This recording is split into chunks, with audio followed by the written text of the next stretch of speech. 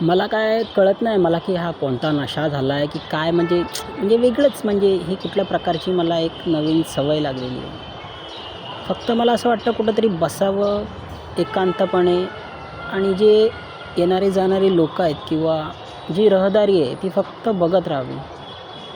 शांतपणे फक्त बघत राहावी असं मन करतं मला.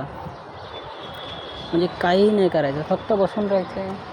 चळवळ-ढळवळ येणारे कुत्रे, मांजर, डुक्कर जे काही असू दे, अकरा-बकरा, त्याच्यानंतर ते गाड्या, घोडे, वाहणारे ढग, नदी, उडणारे पक्षी असू दे, कुठे काय करणारी लोकं, कामं असू दे, फक्त बघत राहावं असं मन करतं. शांतपणे बसावं आणि फक्त येणारे-जाणारे बघत बसावं.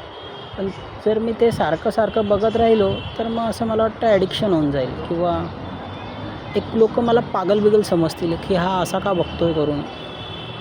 असं कधी-कधी होतं माझ्यावर. मन करतं, की हे सगळं सोडून टाकावं, पण ते सुटतच नाही. काय माहिती हे काय आहे? कुठला आजार वगैरे आहे की काय आहे हा?